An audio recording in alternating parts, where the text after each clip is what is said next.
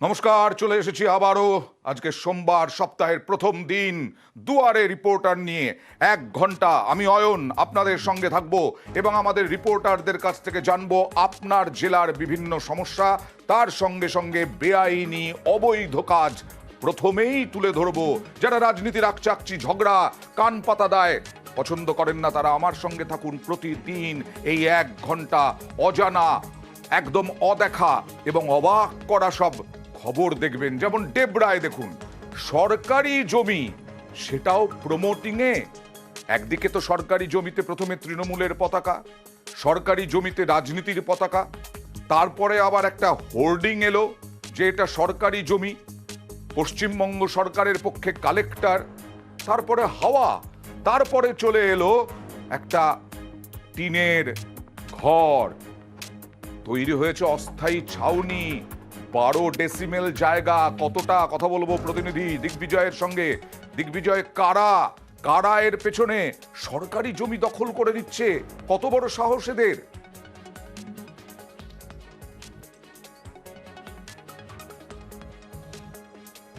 দিগ্বিজয়ের audio, হ্যাঁ শোনা যাচ্ছে। দিগ্বিজয়, বাড়াগড় মৌজায় সেখানে প্রায় 4.5 কাঠা যে জায়গা, সেই জায়গায় আমরা দেখতে পেলাম প্রথমে তৃণমূল কংগ্রেসের পতাকা লাগানো বেড়া দেওয়া, তার কয়েক মাস পরে দেখলাম সরকারি বোর্ড বসেছে এবং এলাকাবাসীরা যেটা অভিযোগ করছে যে ওখানে বিজেপিরও পতাকা লক্ষ্য করা গেছে। অর্থাৎ একটি জায়গার ওপর অয়নদা 4 ধরনের যে ছবি আজকের দিনে দাঁড়িয়ে সেখানে দেখা যাচ্ছে ছাউনি তৈরি করা হচ্ছে। তার মানে এলাকাবাসীরা যেটা অভিযোগ, তাদের যেটা আশঙ্কা যে সরকারি জায়গাকে প্রমোটিং এর কাজে লাগানো হচ্ছে এবং সেই নিয়ে কিন্তু যারা প্রশাসনিক আধিকারিক রয়েছে, যারা ব্লকে রয়েছে, বিএলআরও থেকে বিডিও থেকে, তারা কিন্তু কোনো রকম কোনো পদক্ষেপ দিচ্ছে না, কোনো উত্তর দিচ্ছে না। এই নিয়ে কেন উত্তর দিচ্ছে না সেটা নিয়ে কোনো কিছু বোঝা যাচ্ছে না। কেন নির্বিকার, এটাই তো প্রশ্ন। বিএলআরও বিডিও বা পুলিশ কেন নির্বিকার?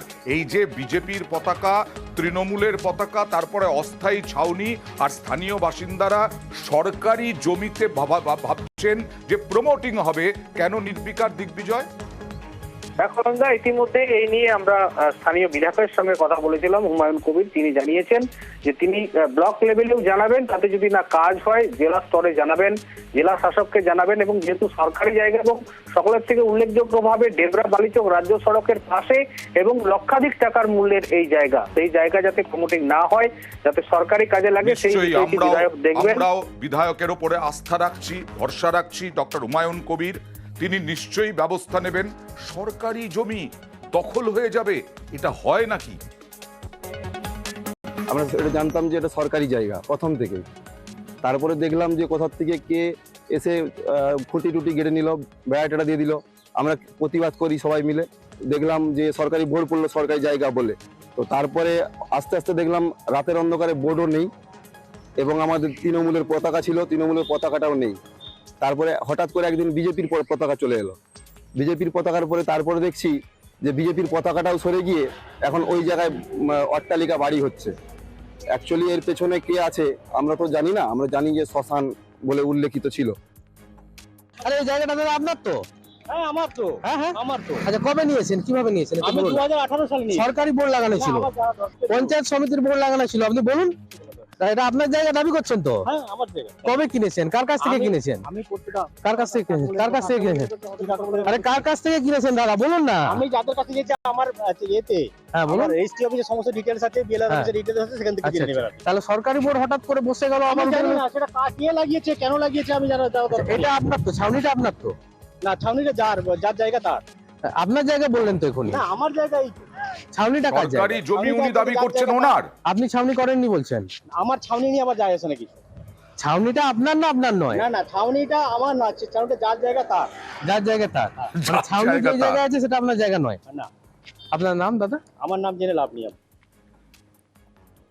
শুধু এই জায়গাটা নয়, আরো কিছু জায়গা আছে রায়তি ল্যান্ড, যে রায়তি ল্যান্ডটা আছে সেগুলো হয়তো অত ইম্পর্টেন্ট নয়, কিন্তু যে ভেস্টেড ল্যান্ড যেটা আছে সেটা খুব গুরুত্বপূর্ণ জায়গা।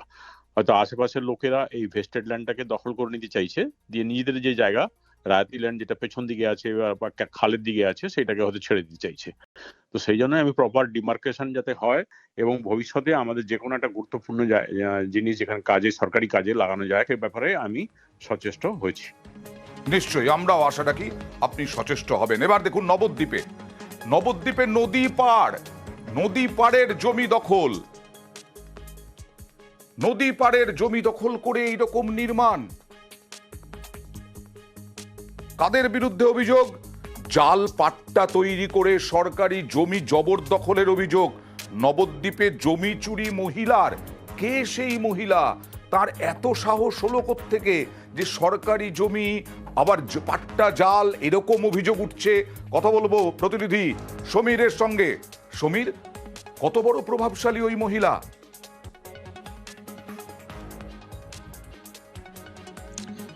দেখো অয়নদা, প্রচন্ড প্রভাবশালী এই মহিলা। তার কারণ জলঙ্গি নদীর পাড় দখল করে তিনি বিশাল বাড়ি বানিয়েছেন এবং কোনো মাত্র কিন্তু প্রশাসনিক পদক্ষেপ তার বিরুদ্ধে নেওয়া হয়নি।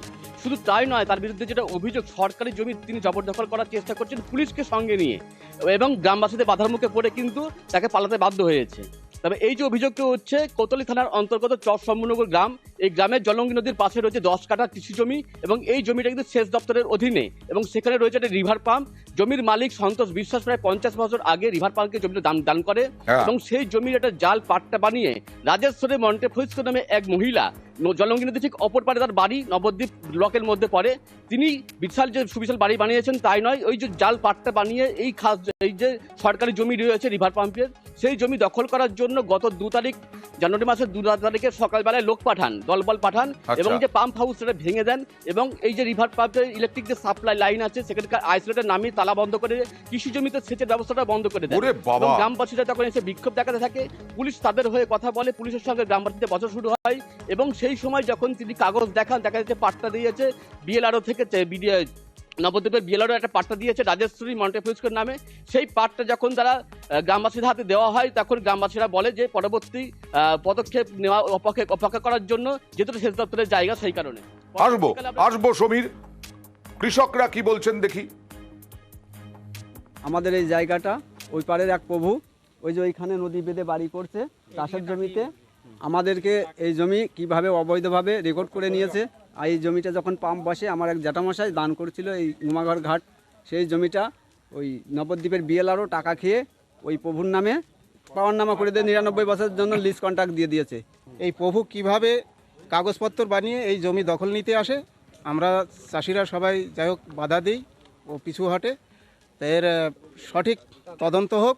ওর বাড়ির অর্ধেকটাই তো নদীর মধ্যে, কিন্তু প্রশাসন কোনো হস্তক্ষেপ নেই এই সমস্ত বিষয় নিয়ে। আর আমরা এত কথাবার্তা বলছি, প্রশাসন আসছে, দেখছে, নানান রকম চিল্লাচ্ছি, নানান রকম বক্তব্য দিচ্ছি, কিন্তু ও সমস্ত কোনো বিষয় নেই, কোনো কথা তার বিরুদ্ধে কোনো স্টেপই নেয়নি।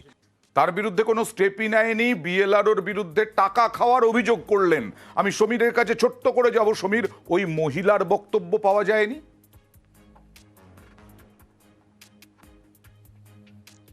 দেখো, গ্রামবাসীদের কাছ থেকে অভিযোগ পাওয়ার পরে ওই মহিলার বাড়ি গিয়েছিলাম, সেখানে কিন্তু তারা কেউ ছিলেন না, শুধুমাত্র কেয়ারটেকার ছিল। তার কাছ থেকে ফোন নাম্বার নিয়ে আমরা মহিলার সঙ্গে যোগাযোগ করার চেষ্টা করি, কিন্তু তারা ফোনও ধরেননি এবং ঘটনার পর থেকে কিন্তু তারা পলাতক এবং বিএলআরও জানিয়েছে ঘটনার কিন্তু অভিযোগ করা হয়েছে এবং তার বিরুদ্ধে তদন্ত শুরু হয়েছে। তদন্ত করুন। আপনার বিরুদ্ধে তো টাকা খাওয়ার অভিযোগ করছেন কৃষকরা, আর এই মহিলা এত প্রভাবশালী, বিরাট ব্যাপার। আমরাও ভয়ে থাকছি নিশ্চয়ই, আপনার ভয়ে। পঞ্চায়েত কি বলছে দেখুন।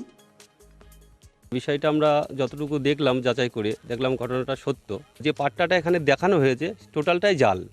আমি আমার প্রশাসন লেভেল বিডিও সাহেবের সঙ্গে কথা বলেছি, উনিও বললো পাট্টাটা জাল। প্রশাসনের কাছে অনুরোধ, ওনারা যেন এই জাল পাট্টাটা কিভাবে করা হয়েছে, কার দ্বারাই করেছেন, সেটাকে বার করা। আমরা যেহেতু খবর পেলাম যে পাট্টাটা, যে ডকুমেন্ট যে গ্রামবাসীরা দিয়েছেন, সেটা দেখেই মনে হচ্ছে যে পাট্টাটা আমার অফিস থেকে দেওয়া হয়নি, পুরোটাই বাইরে কোথাও বানানো আছে। এই ব্যাপারে অনেক চক্র বাইরে কাজ করে, যারা অ্যান্টি সোশ্যাল এলিমেন্ট সঙ্গে লিঙ্ক থাকে। তো আমরা এই ব্যাপারে পুরো ফাইলটাই জেলা অফিসকেও রেফার করেছি, এসডিও অফিসকে রেফার করেছি, আর লোকাল থানা ইন্সপেক্টরকেও রেফার করেছি। জেলার অফিস থেকে আমাদেরকে পারমিশন এসেছে যে পুলিশ এই ব্যাপারে আরো কমিউনিকেট করতে। অবশ্যই কড়া ব্যবস্থা নিন। আর এবার দেখাবো কি জানেন তো, পুকুর চুরি দেখাই, কিন্তু পুকুর চুরির যুক্তি দেখাবো। আজব যুক্তি। পুকুর নাকি ফেলে নষ্ট হচ্ছিল, পড়ে নষ্ট হচ্ছিল। পুকুর পড়ে নষ্ট হয়, সেই জন্য পুকুর ভরাট করছিলেন কে, কোথাকার খবর দেখাবো। একটা ছোট্ট বিরতি, কয়েক সেকেন্ডের বিরতি, কোথাও যাবেন না, প্লিজ সঙ্গে থাকুন। ওই যে ব্রেকে যাওয়ার আগে বলছিলাম, ঘাটালের একটি পুকুর, পুকুর যিনি মালিক তিনি ভরাট করছেন। পুকুর জারি হোক, পুকুর ভরাট করা পুরো বেআইনি। দেখুন, প্রায় অর্ধেকটা ভরাট করে ফেলেছেন। নিশ্চয়ই কোনো প্রমোটারের সঙ্গে যোগাযোগ হয়েছে, বিক্রি করবেন, লক্ষ লক্ষ টাকা পাবেন।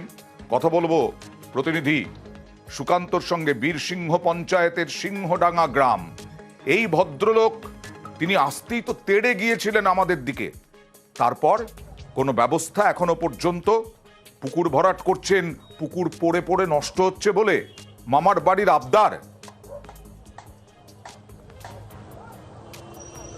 একদমই দেখো অয়নদা, যেটা জানা যাচ্ছে যে উত্তম কয়াল বলে এক ভদ্রলোক, এই পুকুরের মালিক, আর তার ছেলে প্রকাশ কয়াল, যখন আমরা ছবি তুলতে গেলাম তখন তিনি তেড়ে আসলেন, মানে ছবি তুলতে এক কথায় বাধা দিলেন, মোবাইলে হাত দিয়ে মোবাইল কেড়ে নেওয়ার মতো উপক্রম করলেন। তিনি দাবি করছেন যে এইভাবে আপনারা ছবি তুলতে পারবেন না, আপনাদের কি অধিকার আছে আপনারা এইভাবে ছবি তুলছেন। মানে এক কথায় বেআইনি পুকুর ভরাট হচ্ছে, সেই ছবি আমরা সংবাদ মাধ্যমে। ওনার অধিকার আছে পুকুর ভরাট করার, সুকান্ত। আসলে হ্যাঁ সুকান্ত, একদমই অয়নদা। এবং পরিষ্কার দিনের বেলাতেই গাড়ি বোঝাই করে মাটি এনে সেই পুকুরের জলে ফেলা হচ্ছে, এবং এই কাজ আগেও করেছেন বলে জানা যাচ্ছে। গ্রাম পঞ্চায়েতের প্রধান দাবি করছেন যে আগেও এই পুকুর ভরাট বন্ধ করা হয়েছিল, কিন্তু এই যে বললাম না যে উনি অধিকার মনে করছেন পুকুর ভরাটটাকে, আর আমাদেরকে শেখাচ্ছেন। দাদা, আমাদেরকে শেখাবেন না, নিজে আগে শিখুন। দেখুন কি অবস্থা করেছিলেন। ডোবা পুরনো হচ্ছে, বাস্তু কিন্তু দীর্ঘদিনের পুকুরের মতোই একাত্ম দেখছি। বাস্তুর কাগজ আছে, এগুলো বাস্তু বলছেন? বাস্তু না হলে চোখের সামনে রাস্তা দিয়ে লোক যাচ্ছে, গাড়ি যাচ্ছে। আমার মুখে ছবি তুলে লাভ নেই। এইটাকে ধরছেন কেন? এটা আমি না, মোবাইল ধরছেন কেন আপনি মোবাইল ধরছেন কেন? হ্যাঁ, আপনাকে কে সাহস দিল মোবাইল ধরার? না, মোবাইল ধরার সাহস কে? মোবাইল ধরার সাহস কে দিল আপনার? আমরা ধরেছি। আপনার যদি বৈধ হয়, বৈধ ভরাবেন। তাতে কে বারণ করছে? আপনি বলছেন আপনার বৈধ, আর দেখতে পাচ্ছি জল ভরাচ্ছেন। এই জলাশয় ভরাটের কাজ কি বন্ধ করা হবে? কি বলছে স্থানীয় পঞ্চায়েত, সুকান্ত? দেখো এই নিয়ে আমরা বীরসিংহ গ্রাম পঞ্চায়েতের প্রধান প্রশান্ত বাবুর সাথে যোগাযোগ করেছিলাম। তিনি অবশ্য পরিষ্কার বলেছেন যে আপনাদের কাছ থেকে খবর পাওয়ার সাথে সাথেই আমি ওই এলাকায় আমি পৌঁছে যাই এবং মাটি ভরাট করা বন্ধ করে দিয়েছি, এবং আগামী দিনে যাতে করে ওই পুকুর তার রূপ ফিরে পায় সেই ব্যবস্থাও নেব বলে জানিয়েছেন বীরসিংহ গ্রাম পঞ্চায়েতের প্রধান। অয়নদা, ওকে, আমরা দেখাবো যে পঞ্চায়েত প্রধান কি বলছেন, একটু দেখাই। উনি বলতে চাচ্ছেন যে ওটা আমার পুকুর ছিল না, আমি যখন মাটির বাড়ি করেছিলাম গর্ত করে ওই মাটিটা তুলে বাড়ি করেছিলাম, সেটাই গর্ত হয়ে রয়েছে। কিন্তু বাস্তবিক ক্ষেত্রে ওটা জল যেহেতু আছে, আমাদের আইনেও আছে যে জল কখনো বোঝানো যাবে না, সেই হিসেবে আমি সেটা বুঝিয়েছি এবং বন্ধও করে দিয়েছি। আর হাসনাবাদে দেখুন, পুকুর ভরাট তো সেখানেও হচ্ছে, কিন্তু পিডব্লিউডির জমিও ভরাট করে দিচ্ছে। পিডব্লিউডির জমি সেটাও রাখছে না, সেটাও খেয়ে নিচ্ছে। এ দেখুন, চলছে পুকুর ভরাট। আইনি ব্যবস্থা নেওয়া হবে, কিন্তু কতদিন ধরে এটা চলছিল? কতদিন ধরে এই হাসনাবাদে এরকম ভাবে পুকুর ভরাট হচ্ছিল? পুকুর কোনো কাজে লাগছে না, তাই ভরাট করে দিচ্ছি, দাবি পুকুর মালিকের। আবার বলছি, এইখানে রাস্তার ধার দিয়ে একেবারে মেন রাস্তা, অনুপম, মেন রাস্তা, আবারও এর আগেও একদিন দেখিয়েছিলাম যে মেন রাস্তার ধারে পুকুর ভরাট চলছে। এখান দিয়ে সবাই যান, বিধায়ক যান, সাংসদ যান, বিডিও যান, সবাই যান, কিন্তু কারো চোখে পড়ে না। অনুপম,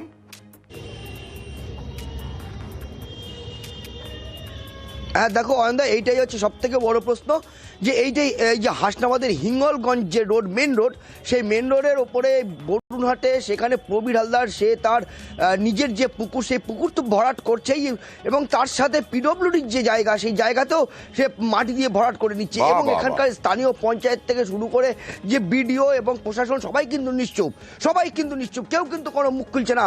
প্রকাশ্য দিবালকে কিন্তু এখানে মাটি ভরাট হচ্ছে, প্রকাশ্য দিবালকে সবার সামনে, কেউ কোনো মুখ খুলছে না। স্থানীয় মানুষজনও কিন্তু মুখ খুলতে ভয় পাচ্ছে। পুকুর মালিক তিনি তো বলছেন যে পুকুরটা পড়ে পড়ে নষ্ট হচ্ছিল, তাই পুকুর ভরাট করছেন। আর এই পুকুর, এই যিনি মালিক, তিনি কি বড় প্রভাবশালী নাকি?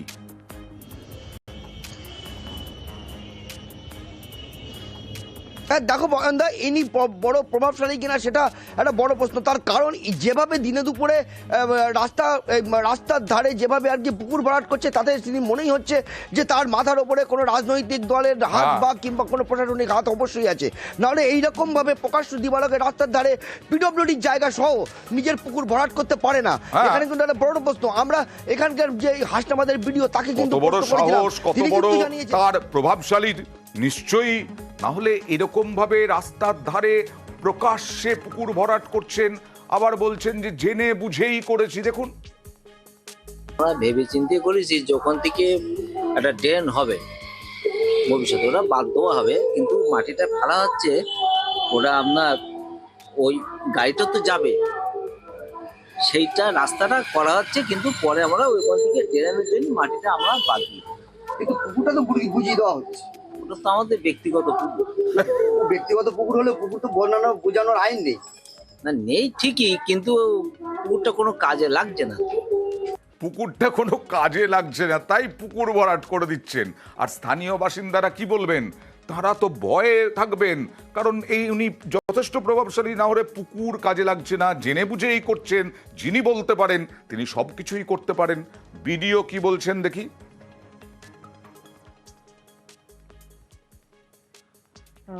ব্যাপারটা কিন্তু আমি জানি না, মানে ওখানকার পঞ্চায়েতের তরফ থেকে কেউ কিন্তু এখনো পর্যন্ত আমাকে এরকম কিছু জানাননি, যে কারণে আপনার মুখ থেকে প্রথমেই খবরটা শুনে আমি একটু জন্য অবাকই হলাম যে নিশ্চয়ই অন্য কোনো এন্ড থেকেই খবরটা আমার কাছে আগে আসা উচিত ছিল।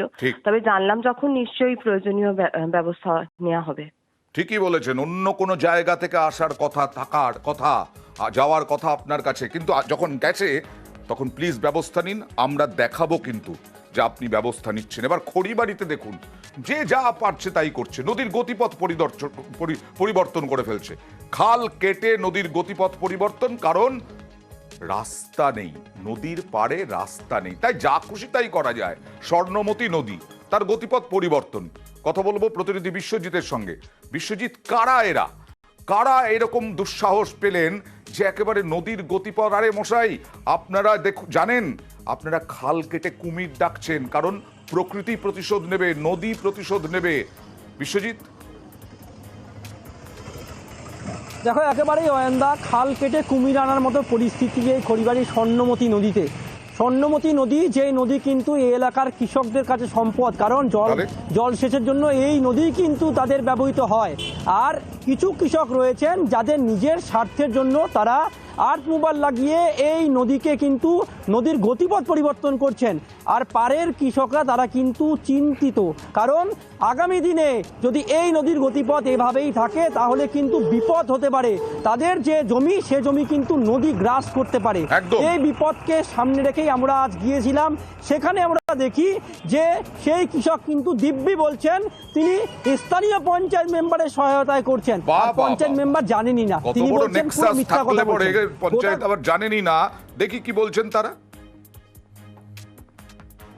হঠাৎ একদিন শুনলাম যে নদীটা খোঁড়া হয়েছে, কে যাদের জমি ছিল পাশে তারাই খুঁড়েছে। তা আমি বলছি যে যেমন নদীটা ছিল তেমনই হোক, আমাদের জমির যেন ক্ষতি না হয়, আর জমি রক্ষা করার জন্য যে বাঁধটা দিয়েছে সরকার থেকে সেটা যেন ভাঙাচোরা না হয়। এই নদী এখন বন্ধ না হলে, এখন শীতকাল যে এখনই ভাঙা চালু হচ্ছে, বর্ষাকালে এটা কোথায় যাবে বলা মুশকিল, কারণ এই যে দেখেন যে রাস্তাটুকু আছে এখনই ভাঙচুর হচ্ছে।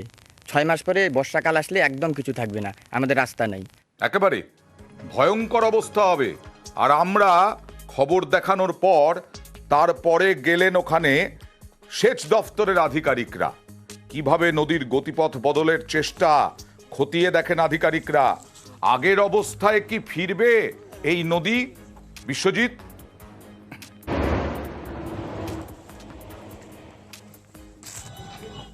দেখানোর পরে আসেন এবং তিনি দেখার পরে তিনি চিন্তিত হয়ে পড়েন কিভাবে নদীর স্বাভাবিক গতিপথ পরিবর্তন করতে পারে, কেনই বা তারা করলো।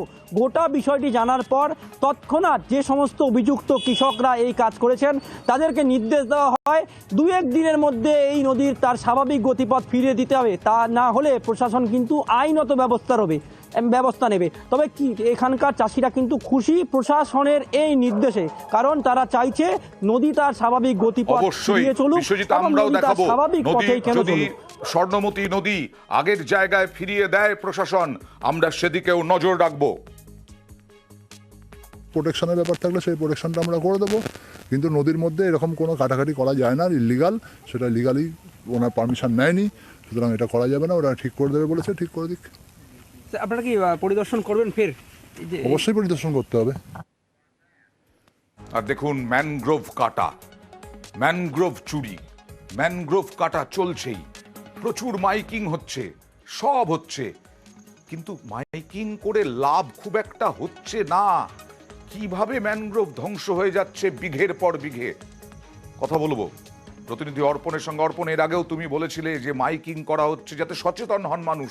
এরা যারা এরকম দুর্বৃত্ত যারা, তাদেরকে সচেতন করে তো কিছু হবে না, কি ব্যবস্থা নেওয়া হবে?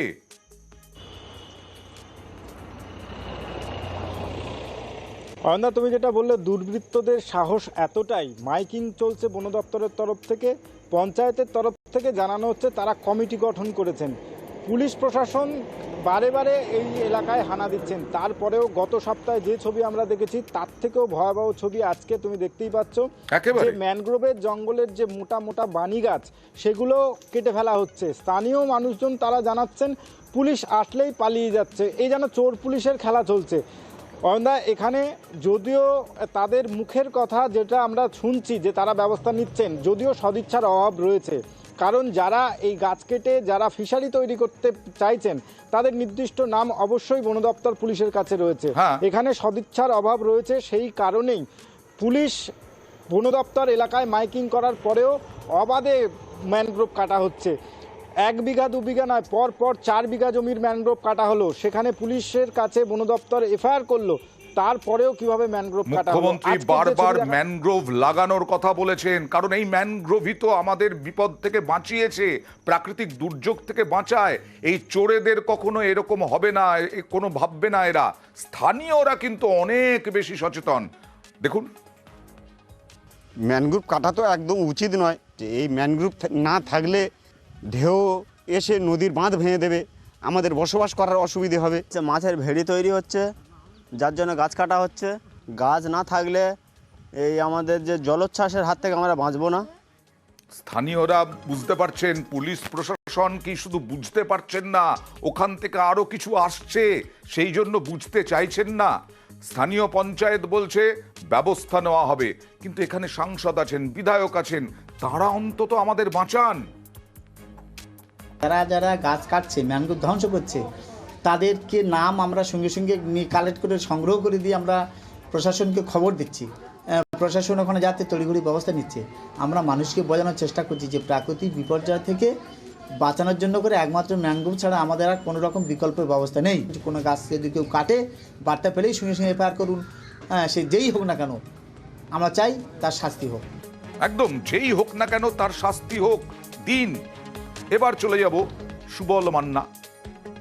এই সুবল মান্নাকে মনে করিয়ে দিই, কাঁথি পুরসভার চেয়ারম্যান, দীর্ঘদিনের তৃণমূল কংগ্রেস কর্মী, কিন্তু প্যাচে পড়ে গেলেন একটি অনুষ্ঠানে 22শে ডিসেম্বর শিশির অধিকারীকে গুরুদেব বললেন, ব্যাস রোষে পড়লেন তৃণমূল কংগ্রেসের রাজ্য নেতৃত্বেরও, এবং তারপরে অনাস্থা প্রস্তাব আনা হয়। তৃণমূল কাউন্সিলর 16 জন কাউন্সিলর অনাস্থা প্রস্তাব আনেন তার বিরুদ্ধে, কিন্তু তাতেও দমছেন না সুবল মান্না। সুবল মান্না আবার পাল্টা চিঠি দিলেন। কাদেরকে? ওই 16 জন কাউন্সিলরকে। চিঠিতে কি জানতে চাইলেন কথা বলবো প্রতিনিধি সুজিতের সঙ্গে। শুধু তাই নয়, এটা নিয়ে জেলার নেতৃত্ব এবার কি ভাবছে।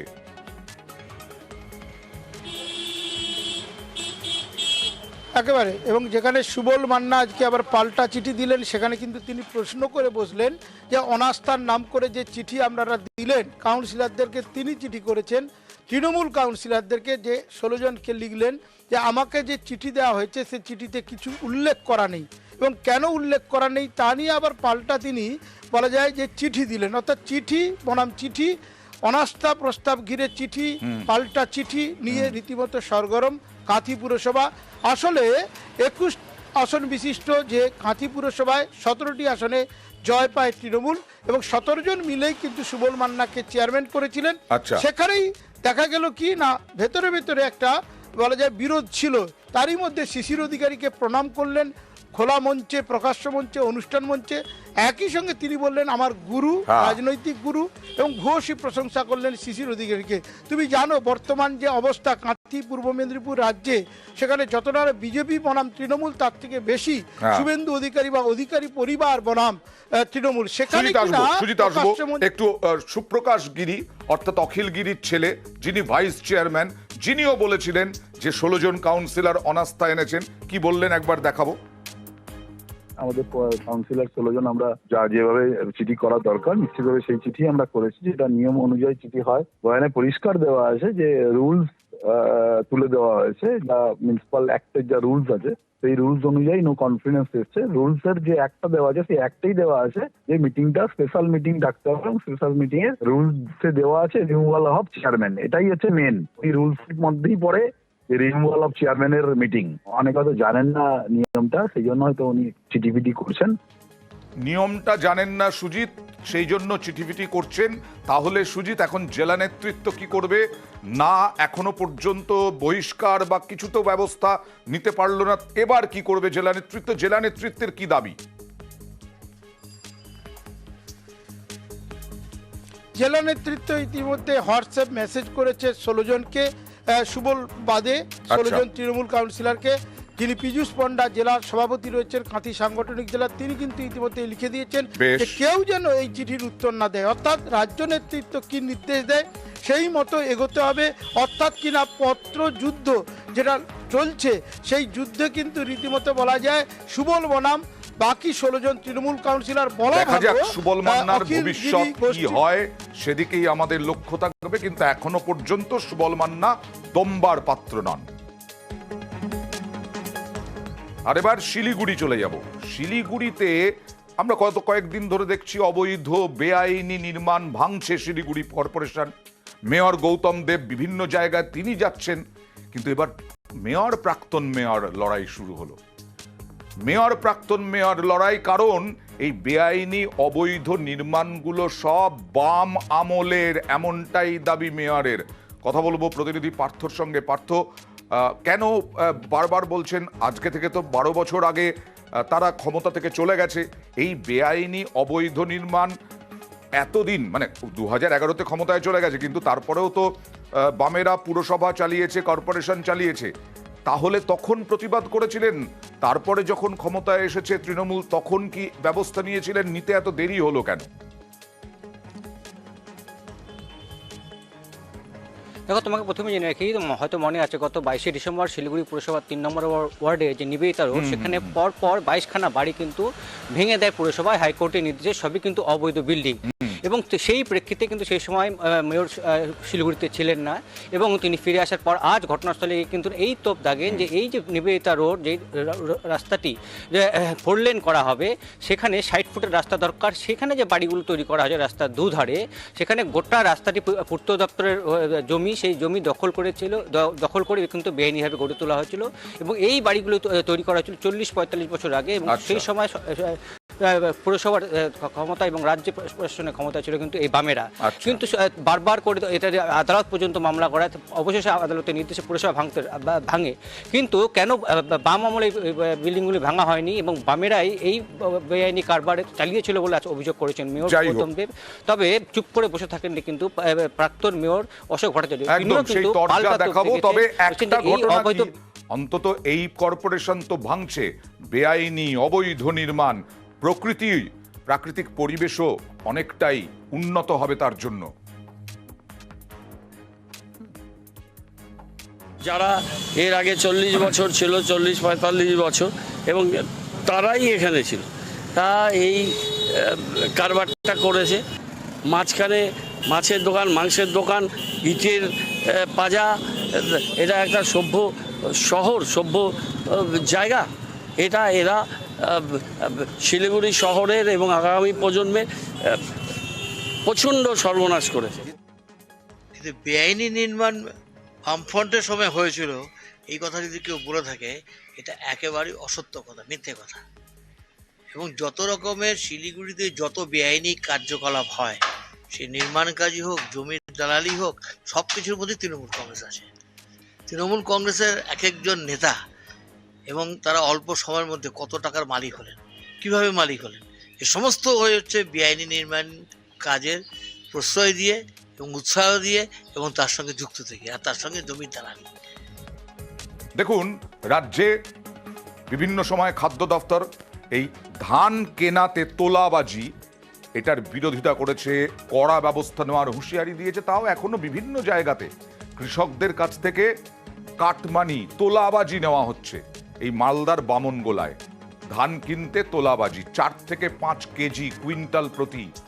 কৃষকরা কেন দেবেন? এখানে কোনো নিয়ম নেই, কোনো আইন নেই। প্রতিবাদে রাজ্য সড়ক অবরোধ করলেন। কথা বলবো প্রতিনিধি সেবকের সঙ্গে। সেবক, কি বলা হচ্ছে প্রশাসনের তরফে, খাদ্য দপ্তরের তরফে বা কৃষি দপ্তরের তরফে?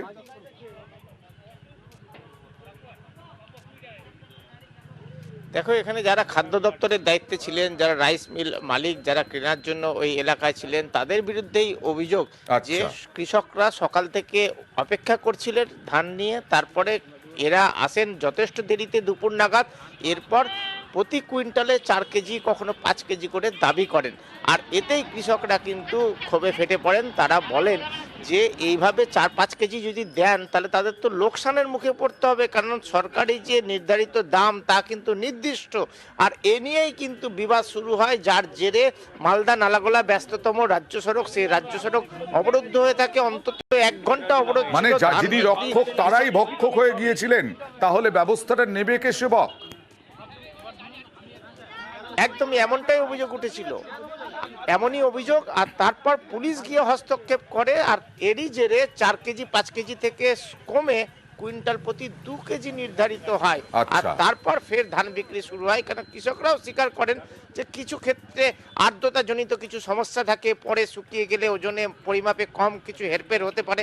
2 কেজি তারা দিয়েছেন, কিন্তু প্রথমে 4-5 কেজি, প্রথমে 4-5 কেজি, তারপরে যখন অবরোধের প্রতিবাদ, তখন তারপরে আবার 2 কেজি কমে গেল। এ মজার বিষয়। কিন্তু প্রথম ধানটা টেস্ট করেছে, মর্চার আসছে 15.2, তাহলে 15.2 যদি আসে তাহলে আমরা কেন ধলতা দেবো? উনি ধলতা নেবে 4 কিলো, তাহলে আমরা কোনো ধলতা দেবো না। সেজন্য আমরা এখন এই বামনগোলার মোটরগালি মোড়ে আমরা পথ অবরোধ করেছি। কি চাইছেন এখন আপনারা? আমরা ধান দিতে চাইছি সরকারকে, কিন্তু আমরা কোনো ধলতা দেব না। বারাকপুরে চলে যাব, বারাকপুরের গ্রিন পার্কে। এ অনেক দিনই বিভিন্ন সময় হয়, মদের আসর বসিয়েছে, তার প্রতিবাদ করা যাবে না, তাহলেই শাস্তি পেতে হবে। কি শাস্তি? আগুন ধরানো। এই বারাকপুরের গ্রিন পার্কে, কলকাতা থেকে কিছুটা দূরে। দেখুন কি অবস্থা। মদের আসরে বসানোর প্রতিবাদের শাস্তি, তাতে ম্যাটাডোরে আগুন লাগিয়ে দেওয়া হলো। কি ভয়ঙ্কর! কারা এরা? কারা? কথা বলবো প্রতিনিধি অরুণের সঙ্গে।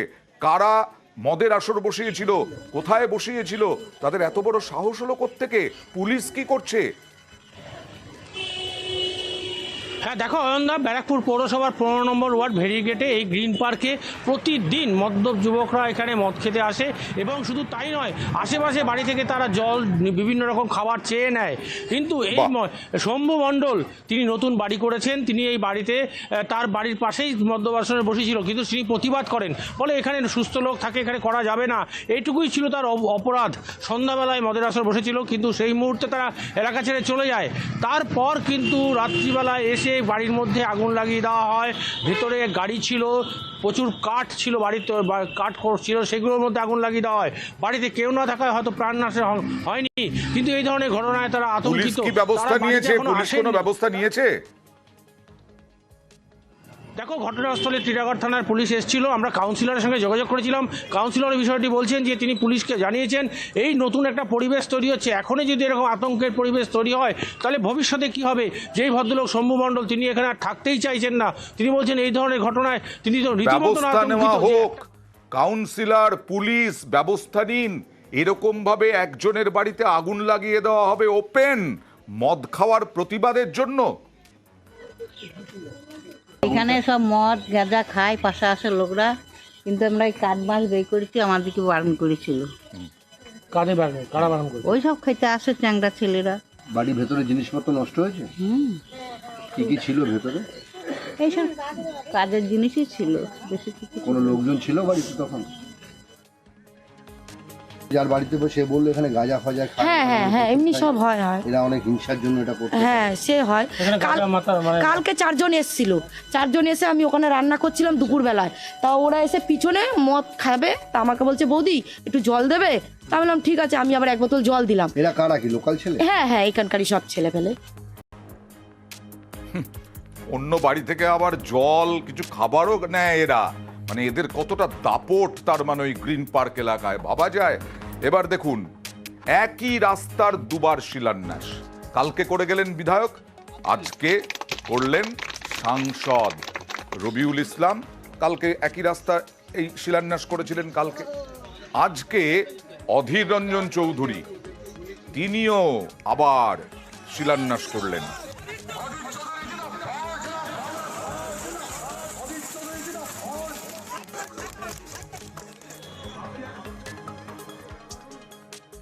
কথা বলবো প্রতিনিধি প্রণবের সঙ্গে। প্রণব, কেন দুবার শিলান্যাস, কি বলছেন দুতরফি?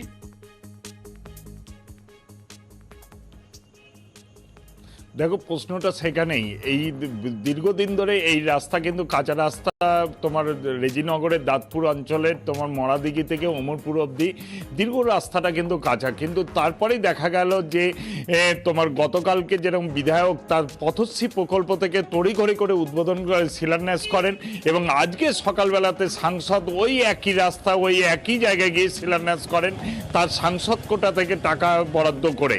এবং তারপরে কিন্তু গ্রামের মানুষ কিন্তু চাইছে, যে গ্রামের মানুষরা চাইছে যেহেতু অনেক রাস্তা কাঁচা রয়েছে সেই রাস্তাগুলো হোক। এতদিনে কেন একই জায়গায় দুটো প্রকল্পের টাকা কেন যাবে? যদিও তোমার রবিউল আলম চৌধুরী বলেছে যে আমরা যেহেতু পথশ্রী প্রকল্প থেকে অনেক টাকা বরাদ্দ হয়েছে সেই কারণে কিন্তু এই রাস্তাটা শিলান্যাস করা হয়েছে এবং সেই কাজ হবে, এবং অধীর চৌধুরী যেন অন্য রাস্তায় যায়। কিন্তু অধীর চৌধুরী বলছেন যে যে আমার এই প্রকল্পটা অনেক দিন আগে থেকেই বরাদ্দ রয়েছে, জানতে পেরেই কিন্তু তড়িঘড়ি করে হয়েছে, তার কোনো রকম টেন্ডার হয়নি, কিন্তু বিধায়ক নিজের থেকে। কিন্তু গ্রামের লোকরা চাইছেন যে পথশ্রী প্রকল্পে কবে হবে তার কোনো ঠিক নাই, যেহেতু সাংসদে এই রাস্তাটা হোক, অন্তত রাস্তাটা হোক। হ্যাঁ, তরজা দেখলাম আমরা, দেখাবো আমরা তরজা, কিন্তু রাস্তাটা খুব দ্রুত করার উদ্যোগ নেবেন তো বিধায়ক সাংসদরা। দেখুন, আমরা শুনতে পেলাম এখানকার মাননীয় সাংসদ অধীর রঞ্জন চৌধুরী তার তহবিল থেকে 8 লক্ষ টাকা দিয়েছেন। আমরা যেখানে 24 লক্ষ 4,000 কত টাকা আমরা যেখানে বরাদ্দ করা হয়েছে, সেখানে 8 লক্ষ টাকা দিয়ে এই রাস্তাটা শুধু ঝাঁ ব্যাস করার চিন্তা ভাবনা নিয়েছেন। আমরা কিন্তু এই রাস্তাটায় পদশ্রীর মাধ্যমে আমরা ঝাঁ ব্যাস এবং ঢালাই করে দিয়ে সমস্ত রাস্তা তৈরি করতে চাই। এমপিলার থেকে সব হয়ে যাওয়ার পর কালকে হঠাৎ করে ওখানকার পঞ্চায়েত না কে আছে তারা বলছে না আমরা এটা করবো। কৃতিত্বের লড়াই, এখানে টেন্ডার বার হবে তবে তো কাজ হবে। কিছুই করেনি, কাগজপত্র কিছুই নেই, জাস্ট এমপিলারের রাস্তাটা উদ্বোধন করতে যাচ্ছি, তাই ওদের মাথা ব্যথা। আর সেই পুরনো ছবি দেখাবো, যা দেখাচ্ছি গত কয়েক মাস ধরে। রাস্তা তো সারাই হয়েছে, একেবারে প্রধানমন্ত্রী সড়ক যোজনার রাস্তা, কিন্তু হাত দিলেই পিছু উঠে যাচ্ছে। যে বানারহাটের ছবি দেখুন, হ্যাঁ এই দেখুন, প্রধানমন্ত্রী সড়ক যোজনায় দুর্নীতি। কথা বলবো প্রতিনিধি রকির সঙ্গে। রকি, কতদিন আগে এই পিচ দেওয়া হয়েছে এবং কন্ট্রাক্টর তার বিরুদ্ধে কোনো ব্যবস্থা, কন্ট্রাক্টরের কোনো সাফাই তো থাকবেই নিশ্চয়ই, এ তো কিছুই নেই রাস্তায় দেখা যাচ্ছে।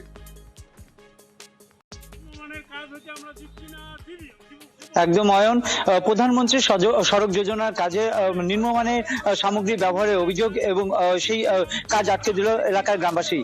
ঘটনাটি ঘটেছে বানাহাট ব্লকের অন্তর্গত সাকুয়াঝোড়া 1 নং গ্রাম পঞ্চায়েতের দক্ষিণ সাকুয়াঝোড়া এলাকায়। সূত্রের মারফত জানা গিয়েছে সাকুয়াঝোড়া এলাকায় যে প্রাথমিক স্বাস্থ্য কেন্দ্র রয়েছে সেখান থেকে বাঙ্কুর বাজার অব্দি প্রায় 9 কিলোমিটার রাস্তা 1,30,00,000 টাকার কাজ পেয়েছে জলপাইগুড়ি এক ঠিকাদারি সংস্থা। এই কাজ শুরু হওয়ার পর থেকেই কিন্তু গ্রামের বাসিন্দারা অভিযোগ করতে শুরু করেন যে এই রাস্তার যে কাজ হচ্ছে তার নিম্নমানের সামগ্রী দিয়ে তৈরি হচ্ছে, এবং তুমি যে জিজ্ঞেস করলে যে কতদিনের, সেটি 48 ঘন্টাও হয়নি সেই পিচের ঢালাই হয়েছে। টাকা কার পকেটে গেল, কোথায় গেল, কি বলছে পঞ্চায়েত, কি বলছে জেলা পরিষদ, কি বলছে রকি?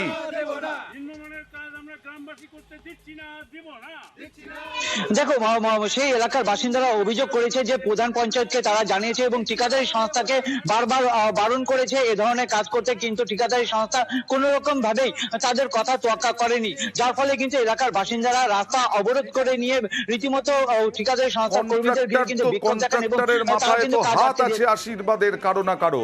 কন্ট্রাক্টর কেন শুনতে যাবেন গ্রামবাসীদের? কিন্তু আমরা শুনবো না।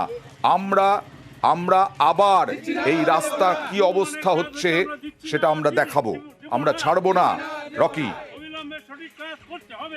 সমস্যা রাস্তা অল্প ইসেতে হাঁটলে সাইকেল দিয়ে গেলে রাস্তা উঠে যাচ্ছে, ভেসে যাচ্ছে। আমাদের দাবি পরিষ্কার করে কাজ করুক, ভালো করে কাজ করুক, ঠিক আছে? তাহলে আমরা কাজ করতে দিব। আমরা গ্রামবাসী মিলে সকলে মিলে কাজ আটকে দিই। আমাদের দাবি যে কাজটা উপযুক্ত এবং মজবুত আকারে কাজটা হোক, যাতে আমাদের রাস্তাটা যতটা সময় যাতে ভালো থাকে। যতটুকু কাজ করতেছি আমার কোনো ফল্ট নেই, যা হয়েছে হয়েছে। এখন তো আমার এখানে কিছু করার নেই। লাঙল দিয়ে চাষালে গোটা চাঁদের উঠে যাবে, হাত দিয়ে চাষালে এখন গোটাটাই উঠবে। এখন নিম্নমান পাবলিক যদি বলে তাহলে আমাদের করার কিছু নেই। এখন বন্ধ করলে তবে তো আমাদের কিছু করার নেই, বন্ধ থাকবে, আমরা কি বলবো? বাহ, কি সুন্দর কথা। এদের বিরুদ্ধে ব্যবস্থাও নেবেন না, কোনো কিছু দেখবেনও না আপনারা। এবার দেখুন মাথা ভাঙায় দেখুন, একই জিনিস, সেই নিম্নমানের সামগ্রী দিয়ে কাজ হচ্ছে। গ্রামবাসীরা এখন অনেক বেশি সচেতন। রাস্তার কাজে অনিয়মের অভিযোগে রাস্তার কাজই বন্ধ করে দিলেন। কথা বলবো প্রতিনিধি রাজেশের সঙ্গে। রাজেশ, কত কিলোমিটার রাস্তা, কবে তৈরি হয়েছে, কবে থেকে তৈরি হচ্ছে, কাদের আন্ডারে এই রাস্তা, আর কি বলা হচ্ছে?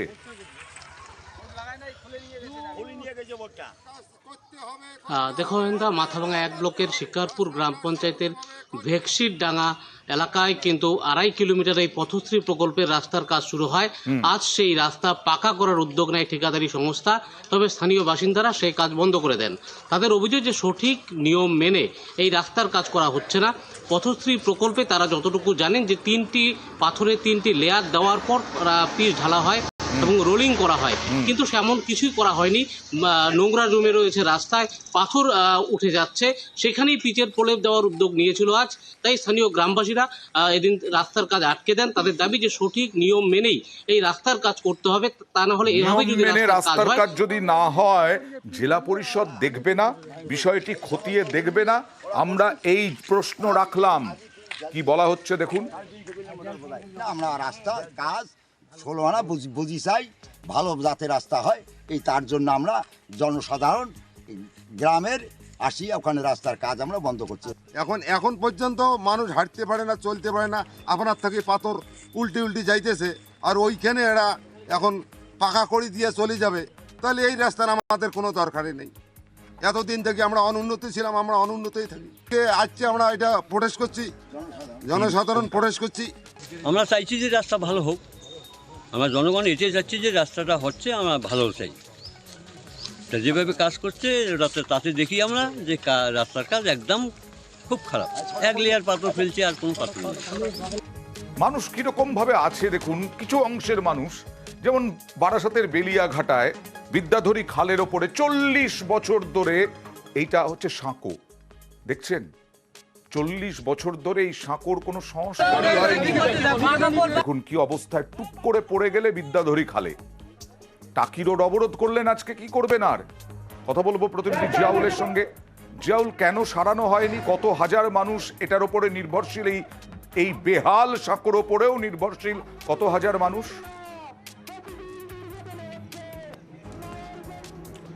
দেখো, প্রায় না হলেও 5 থেকে 6টা গ্রামের 1015 মানুষ নিত্যদিনের যাতায়াত এই একমাত্র সাঁকো, অর্থাৎ বিদ্যাধরী খালের উপরে এই শিমুলগাছি সাঁকো।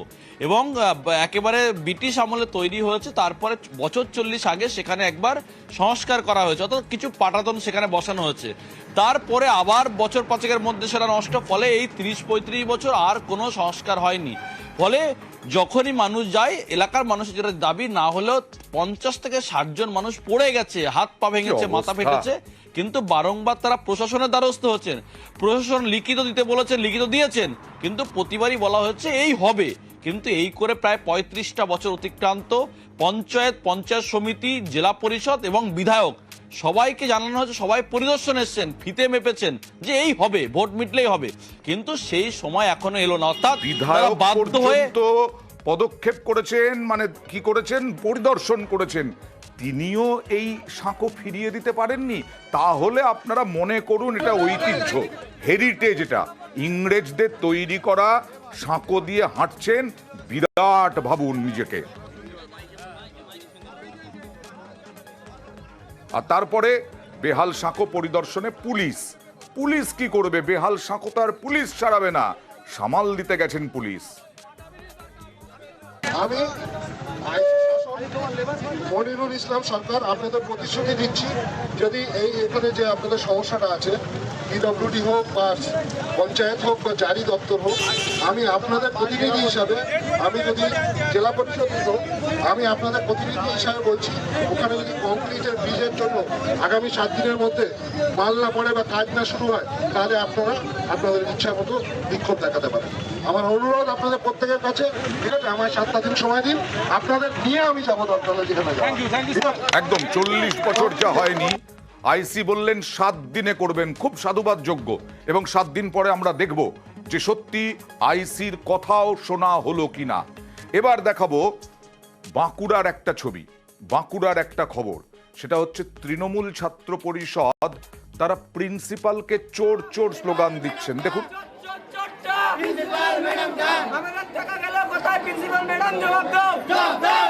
রামানন্দ কলেজ, তার প্রিন্সিপাল ম্যাডাম, তাকে চোর বলা হচ্ছে। কথা বলবো প্রতিনিধি দেবব্রতর সঙ্গে। দেবব্রত, কেন চোর চোর স্লোগান? আর এই রকম ভাবে চোর স্লোগান একজন প্রিন্সিপালকে দিতে পারেন তৃণমূল ছাত্র পরিষদ? তারা তো ছাত্র পড়ুয়া। একেবারে দেখো, বিষয়টা আজ সকালে যখন কলেজ শুরু হয় তখনই তৃণমূল ছাত্র পরিষদের পক্ষ থেকে কলেজের গেটে তালা লাগিয়ে বিক্ষোভ দেখাতে থাকে ছাত্রদের একাংশ। ঠিক তখনই ওই আন্দোলন থেকে কিন্তু প্রিন্সিপাল ম্যাডামকে চোর স্লোগান দিতে থাকে। তাদের যেটা অভিযোগ যে কলেজের যে সারা বছরে ছাত্রদের কাছ থেকে টাকা কাটা হয় কলেজের বিভিন্ন অনুষ্ঠানের জন্য, সেই টাকার হিসাব তারা ম্যাডাম ছাত্রদের দিচ্ছেন না। কোন খাদে কত টাকা হচ্ছে সেই তার যে খতিয়ান তা দিচ্ছেন না, দেখাচ্ছেন না এবং জানাচ্ছেন না, যে কারণেই তারা এই অভিযোগ করে চোর স্লোগান দিতে থাকে। এর সূত্রপাত তোমাকে বলি যে আগামীকালই রয়েছে কলেজের অ্যানুয়াল স্পোর্টস। সেখানে তাদের অভিযোগ যে কিছু ছাত্রকে ইনভাইট করা হয়নি, যে কারণেই আজকে বিক্ষোভ দেখাতে থাকে, তাই তারা এই ধরনের কথা বলেছে। যদিও প্রিন্সিপাল ম্যাডামের কাছে আমরা কথা বলেছিলাম, তিনি সম্পূর্ণ অভিযোগ অস্বীকার করেছেন। তিনি যারা অভিযোগ করছেন তারা কি বলছেন আর প্রিন্সিপাল ম্যাডাম কি বলছেন দেখি। তিনি আমাদেরকে কোনো মতেই স্টুডেন্ট ফান্ডের যে টাকা আছে সেই টাকাটা অ্যাপ্রুভ দেখাতে চাইছেন না যে কত টাকা আছে। আমরা ধিক্কার জানাতে চাইছি প্রিন্সিপাল ম্যাডামকে, কলেজ কর্তৃপক্ষদেরকে, কারণ সাধারণ ছাত্রছাত্রী আজকে বঞ্চিত রয়েছে সুযোগ সুবিধা থেকে। আমরা বলতে চাইছি আমাদের যে টাকাটা আছে সেটা আমাদেরকে হিসাব চাই। এখানকার 1 পয়সাও আমি বিভিন্ন কমিটির মাধ্যমে ছাড়া, ফিনান্স বা জিবি ছাড়া খরচা করি না। তো চোর বাকস্বাধীনতা সকলের আছে, যে যা খুশি বলতে পারে। ছাত্রদের ফান্ড থেকেই যেমন স্পোর্টস হয়, আপনার নবীনবরণ হয়, সরস্বতী পুজো হয়।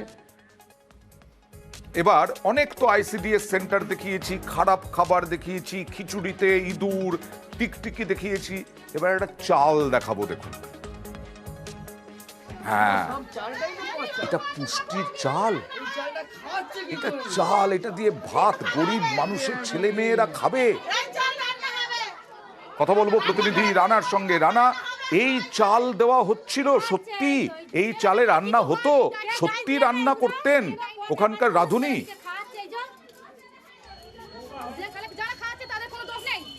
একদমই তাই। দেখো তোমার অয়েন্দা, এই যে চাল, সেই চালটার মধ্যে যেমন চালও রয়েছে, তার সাথে পোকা গিজগিজ করছে। সেই চালের ভাত কিন্তু এই ছোট ছোট শিশুদের মানে খাওয়ানো হয় এই আইসিডিএস কেন্দ্রে। আজ সকালে যখন এই চাপাডাঙ্গা সর্দারপাড়া যে অঙ্গনওয়াড়ি কেন্দ্রে যখন এই রান্নার চাল নিয়ে রান্না করার জন্য যাচ্ছিল, তখন গার্জেনরা কিন্তু দেখে ফেলেই কিন্তু বিশৃঙ্খলা সৃষ্টি হয়। তারা রান্না বন্ধ করে দেয়, ক্ষোভে স্কুলের ঘরে তালা দিয়ে দেয়। পাশাপাশি তোমায় জানিয়ে রাখি যে এই যে রাঁধুনি যারা পরিবেশন করে মানে বিশেষ করে স্কুলের যে শিক্ষিকা তিনি পরিমাণে কম দেন। একটা শিশুর প্রকৃত পুষ্টির জন্য যেটুকু ভাত দেবার কথা ডাল দেবার কথা সেটা উনি দেন না। সেই অভিযোগ করেছে কিন্তু অভিভাবকরা। গরিব মানুষের ছেলে মেয়েদের পেটে লাথি মারছেন, ওই বাচ্চাদের পেটে। সিডিপিও বিডিও দেখুন, ব্যবস্থা নিন। আর পুরুলিয়ার খবর দেখাবো এবারে। প্রকল্পের কাজ শেষ হয়ে গেছে কিন্তু সোলার খাবার জলের প্রকল্প চালুই হলো না। 1 বছরের উপরে হয়ে গেল। কথা বলবো প্রতিনিধি ইন্দ্রজিতের সঙ্গে, কেন চালু হলো না, কি বলা হচ্ছে, আর কত হাজার মানুষ উপকৃত হতেন এই জল প্রকল্প চালু হলে। দেখো আমরা মানবাজার 1 নম্বর ব্লকের পায়রাচালি প্রাথমিক স্বাস্থ্য কেন্দ্রে জলের সমস্যা মেটানোর জন্য প্রায় 28 লক্ষ টাকারও বেশি ব্যয়ে পশ্চিমাঞ্চল উন্নয়ন পর্ষদের অর্থে করা হয়েছিল এই প্রকল্পটি। কিন্তু প্রকল্পটি করার পর থেকেই দেখা যাচ্ছে যে তালা লাগানো রয়েছে, সাধারণ মানুষ পরিষেবা পাচ্ছে না। কন্ট্রাক্টর টাকা নিয়ে চলে গেছে, কাজ হয়ে গেছে, উদ্বোধন হয়ে গেছে, খাতায় কলমে চলছে, কিন্তু বাস্তবে 1 ফোঁটাও জল পাচ্ছে না সাধারণ মানুষ বা রুগীর আত্মীয়রা বা আশেপাশের মানুষজন। সমস্যায় রয়েছে, বারে বারে প্রশাসনের দ্বারস্থ হয়েছে, স্থানীয় বিডিওকে বলেছে, লাভের লাভ কিছুই হয়নি। ফলে এই প্রকল্প প্রায় 1 বছর আগে উদ্বোধন হয়ে গেছে, কমপ্লিট পড়ে আছে, কিন্তু জল পাচ্ছে না। আমরা এই বিষয়ে কথা বলেছিলাম একেবারেই সভাধিপতি পুরুলিয়া জেলা পরিষদের নিবেদিতা মাহাতোর সাথে। তিনি পরিষ্কার জানিয়েছেন যে আমি বিষয়টি আমি জানতাম না, তবে আমি দ্রুত যাতে পরিষেবা পায় সাধারণ মানুষ। যখন এতদিন জানতেন না কেন সেটাও প্রশ্ন, আর জানলেন যখন এবার মানুষের মুখে জলটুকু দিন, খাবার জলটুকু দিন। প্রকল্প করা হয়েছে তো মানুষের পরিষেবার জন্যই। যদি কিছু টেকনিক্যালি প্রবলেম বা কোথাও কিছু সমস্যা আছে, আমি তো খবরটা আজকে আপনার মাধ্যমে পেলাম, আমি যদি কিছু সমস্যা আছে সমস্যাটা আমরা দেখছি এবং যাতে মানুষ দ্রুত পরিষেবা পায় তার ব্যবস্থা আমরা করছি।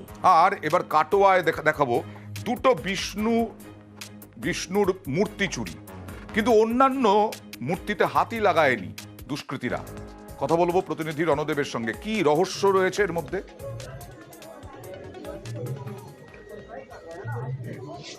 হ্যাঁ দেখো, প্রথম রহস্য হচ্ছে যে এই এলাকাটা অজয় নদী তীরবর্তী যে কুয়ারপুর, খেরুয়া, ব্রহ্মপুর এবং এই বিস্তীর্ণ যে লাখুরিয়া পর্যন্ত এই এলাকায় প্রায় মূর্তি উদ্ধার হয় এবং অজয় নদের কেউ মাছ ধরতে গিয়ে পায়, কখনো বালি তুলতে গিয়ে পায়, কখনো মাটি কাটতে গিয়ে পায়।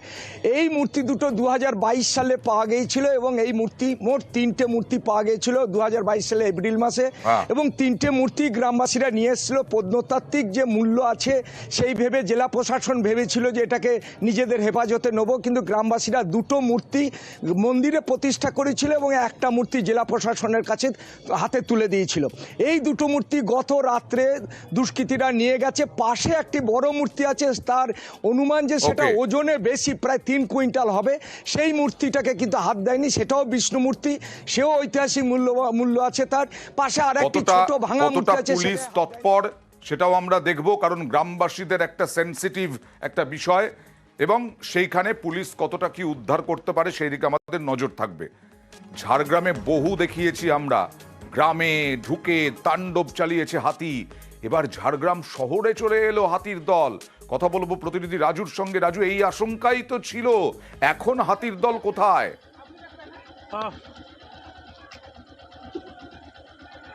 দেখো অয়ন্দা, প্রথমেই বলি এই আশঙ্কাটা যেটা করা হচ্ছিল সেই আশঙ্কাই ঘটে গেল, কারণ শহরের মধ্যে হাতি ঢুকে পড়লো, তাও আবার বনমন্ত্রী, যিনি বন প্রতিমন্ত্রী তথা বিধায়িকা রয়েছেন, তার বাড়ির দরগড়ায়। অথচ বন দপ্তর সেই অর্থে কোনো রকমের কেউ কিছু করতে পারছেন না। ইতিমধ্যে পাশের যে জঙ্গল রয়েছে সেই জঙ্গলে হাতি রয়েছে, এবং ঝাড়গ্রাম জেলায় যদি দেখা হয় সমস্ত জায়গাতেই হাতি রয়েছে। যে কোনো সময় যে কোনো গ্রামে ঢুকে যাচ্ছে, যে কোনো জায়গায় ঢুকে যাচ্ছে। আর এবার শহরটাও রয়ে গেল সেই হাতির বাসস্থান, কারণ হাতির যে বাসস্থান ছিল তা অধিকাংশ জায়গায় জঙ্গল ধ্বংস করে সেই বাসস্থানকে শেষ করে দেওয়া হয়েছে। একদম তাই। এখানেই তো সমস্যা, যে সমস্ত জায়গায় হাতির তাণ্ডব হচ্ছে, যেমন ফালাকাটায় আমরা দেখাবো, এখানেও হাতির তাণ্ডব। আরে আমরাই তো কেড়ে নিচ্ছি, চুরি করে নিচ্ছি জঙ্গল, সেই জঙ্গলে হাতি থাকবে না? এই শহরে তো আসতে বাধ্য। দেখুন কি অবস্থা। ফালাকাটার বেঙ্কান্দি গ্রামের ঘটনা। কথা বলবো রাজকুমারের সঙ্গে। রাজকুমার, এখানেও সে একই সমস্যা, হাতির তাণ্ডব লেগেই আছে।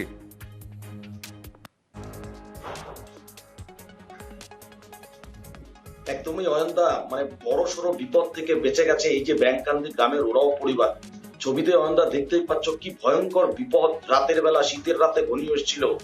এত বড় বাড়ি, সেই বাড়ির দেয়াল একেবারে দুমড়ে মুচড়ে ভেঙে দিয়েছে হাতি। ঠিক এই শীতের রাতে কোনো রকমে প্রাণে বেঁচেছেন এই পরিবার। যদিও বন দপ্তরের পক্ষ থেকে ক্ষতিপূরণের হিসেব করা হচ্ছে, ক্ষতিপূরণ দেওয়া হবে বলে জানিয়েছে বন দপ্তর, কিন্তু ক্ষতিপূরণ কিন্তু প্রাণ চলে গেলে কিন্তু সেই প্রাণ আর ফিরে পেত না একেবারে। কারণ আমরা বারবার বলছি যে বন দপ্তর সত্যি হাতি আটকাবে কিভাবে, কারণ বন দপ্তরকে আগে আটকাতে হবে গাছ চুরি। গাছ চুরি না আটকালে বন দপ্তরও পারবে না এই হাতির তাণ্ডব আটকাতে। আমরা প্রতিদিন নিয়ে আসবো আমি 8টা থেকে 9টা দুয়ারে রিপোর্টার আপনাদের জন্য। আর এবার